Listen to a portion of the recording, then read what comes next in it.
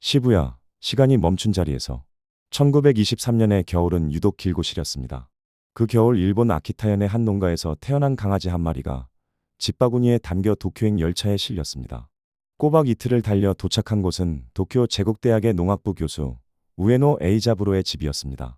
교수는 갓 태어난 이 아키타견이 뒷다리를 힘주어 딛고 선 모습이 한자의 8팔자를 닮았다 하여 하치라는 이름을 붙여주었습니다.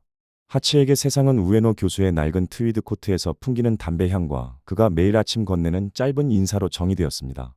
둘의 인연은 그렇게 도쿄의 평범한 일상 속으로 스며들었습니다.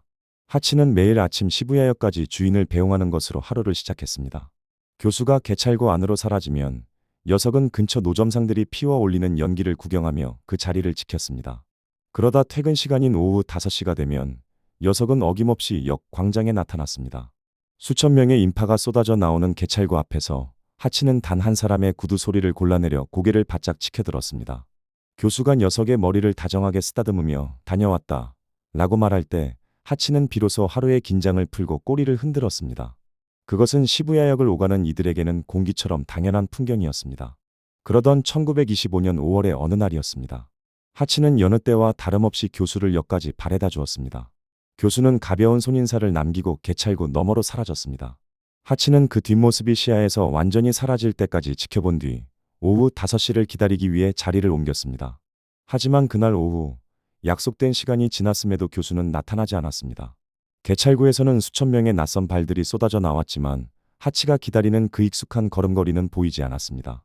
교수가 강단 위에서 갑작스러운 뇌출혈로 쓰러져 다시는 돌아올 수 없는 길을 떠났다는 사실을 역 앞에 앉아있는 이 생명은 알 턱이 없었습니다. 하치에게 사망이나 영원한 이별 같은 인간의 언어는 아무런 의미가 없었습니다.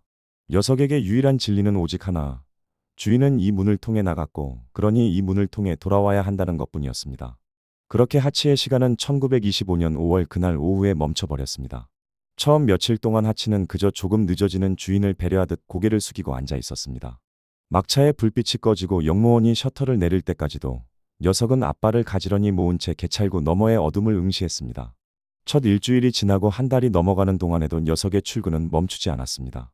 오후 5시를 알리는 시계탑의 종소리가 울리면 하치는 약속이라도 한 듯 광장 중앙에 고정된 자리의 모습을 드러냈습니다. 사람들은 녀석이 며칠 그러다 말 것이라 생각했습니다. 비가 쏟아지는 날에는 역 처마 밑으로 몸을 피했다가도 개찰구 쪽에서 낯익은 채취와 비슷한 바람이 불어오면 녀석은 흠뻑 젖은 채 다시 광장으로 나갔습니다.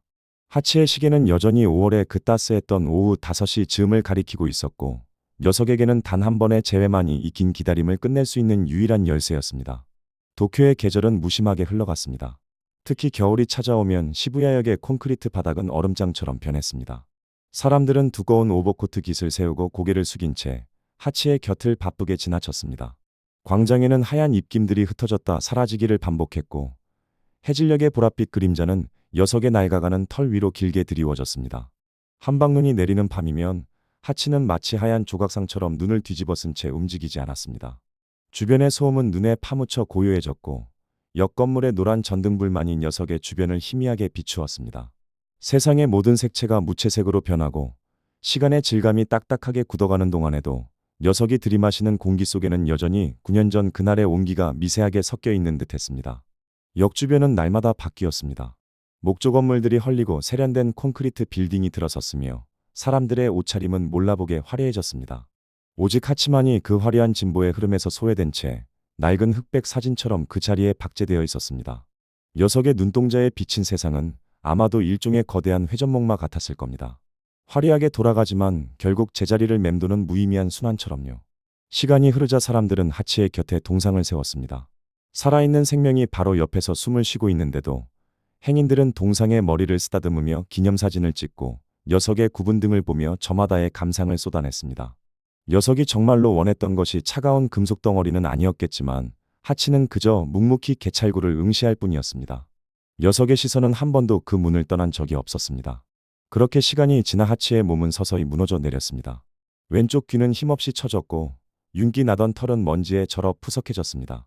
피부병이 살점을 파먹고 심장사상충이 숨을 죄어오는 고통 속에서도 하치는 매일 오후 5시가 되면 어김없이 개찰구 앞을 지켰습니다. 그것은 이제 의지라기보다는 멈출 수 없는 시계 태엽 같은 습관이었습니다. 가끔 취객들이 녀석의 초라한 모습에 발길질을 하기도 했지만 하치는 그저 낡은 외투 냄새가 깃든 기억의 조각들을 붙들고 견뎠습니다.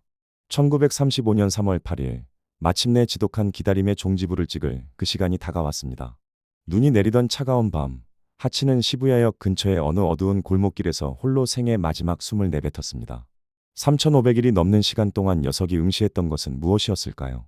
아마도 그것은 희망이 아니라 점점 희미해져가는 주인의 얼굴을 잊지 않으려는 필사적인 사투였을지도 모릅니다. 죽음 이후에야 하치는 그토록 바라던 주인의 곁으로 돌아갔습니다. 하치의 유골은 아오야마 묘지에 있는 우에노 교수의 무덤 바로 옆에 안치되었습니다. 하지만 세상은 이 가엾은 생명을 온전히 쉬게 하지 않았습니다. 죽음조차 녀석에게는 완전한 안식이 되지 못했죠. 녀석의 가죽은 벗겨져 박제가 되었고 박물관의 차가운 유리 장식장 안에 갇혀 영원히 충견 하치코라는 이름으로 남겨졌습니다. 몸은 비로소 주인 곁에 누웠으나 그 형상은 여전히 사람들의 시선들을 견뎌야 하는 모습으로 남아 있습니다. 안식이 허락되지 않은 그 차가운 전시실 안에서 하치의 기다림은 결코 끝나지 않는 외로움처럼 지금도 그 자리에 멈춰 서 있습니다.